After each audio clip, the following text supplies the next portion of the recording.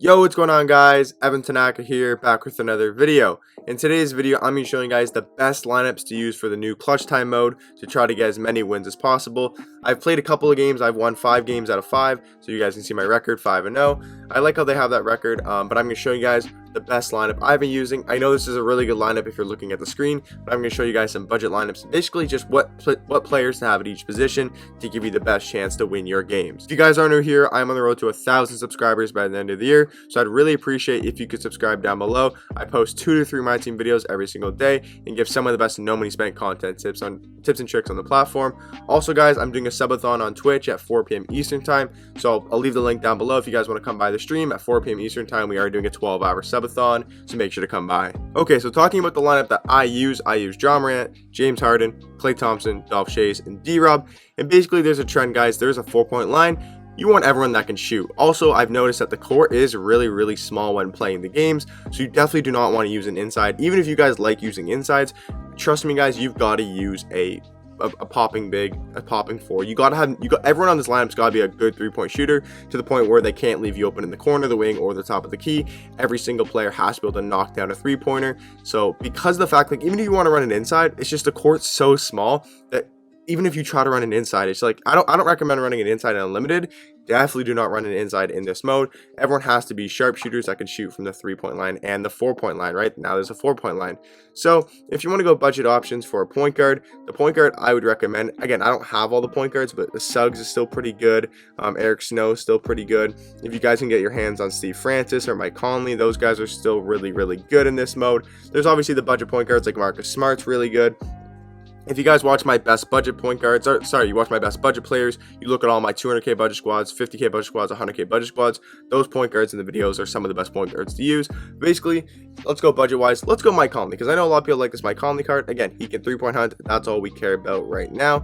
And then for shooting guard, once again, want to be able to have a guy that can shoot 3-pointers. Now, honestly, you could look at somebody like a Kevin Herter or Jordan Clarkson, who's just going to give you a 3-ball, because defense isn't really that good in this mode because of the fact that there's no really shot clock. So it's like, honestly, everyone's just chucking up, there's no really defense. Like, I mean, yes, there is defense, but you don't really need that good of defense. So let's go with Donovan Mitchell here, because Donovan Mitchell is an amazing shooter and amazing basketball and amazing in the game in general. You know, we'll go Mikal Bridges, give me some defense, but also can shoot the ball really well.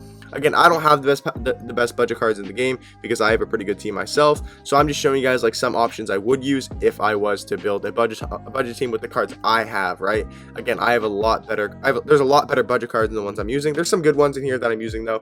And for center, we'll go George Mikan, right? This is a great budget lineup. If you run this lineup, this is amazing. Also, guys like Rocco, really good. Nicholas Batum, really good. Shooting guard, there's a bunch of good options. There's Sadiq Bey, there's Matisse Thybulle, right? For centers, there's that Wang ZZ card. ZZ Wang, he's probably amazing in this. There's Josh Smith, there's Porzingis, there's George Mikan, right? There's Vucevic. There's a bunch of good centers. Power forward, Jonathan Isaac, Rocco, 2 really good ones. Small forward, Mikal Bridges, Sadiq Bey. I'm probably missing a few because, again, off the top of my head, I can't remember like who are the best budget cards in the game, but really good ones for there, right? Matisse Thybulle, Donovan Mitchell, both really good budget cards. You know, you go Marcus Smart, Mike Conley, Steve Francis. If you have Ja Morant, if you have Gary Payton, right? Obviously go those guys.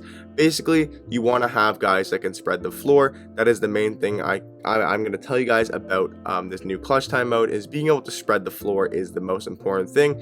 And guys, I'm going to have a little bit later in the day, I'm having a video about how to win clutch time games. Obviously, the lineup thing helps. I'm going to go over that a bit more in the new video, but this video is strictly just talking about lineup and how you guys should format your lineup and what's the best lineup to use to win more games in clutch time. But I'll have another video coming out today about actually playing the game and trying to win games in there.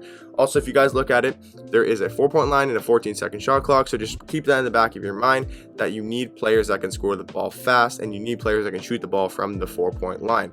So someone like Jonathan Isaac won't be able to shoot from the 4-point line. So do you necessarily need to be able to shoot from the 4-point line? No, as long as he can shoot from the 3-point line, that is perfectly fine.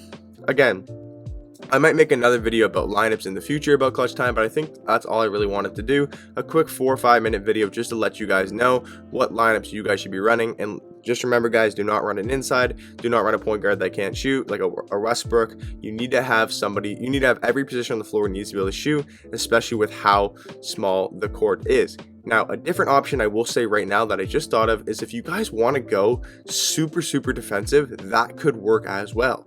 Like if you want to go just like I'm going to put my lockdown defenders on the court and give zero fucks about offense, but they can still shoot, but no, and like maybe have one point guard that can create and just have lockdown defenders. If I can try to find myself some lockdown defenders, so the perfect one here is Matisse Thybulle. I'm just going to keep Donovan Mitchell, but just know that would be like Matisse Thybulle at the 2, and then maybe pick like your one point guard like Steve Francis, right?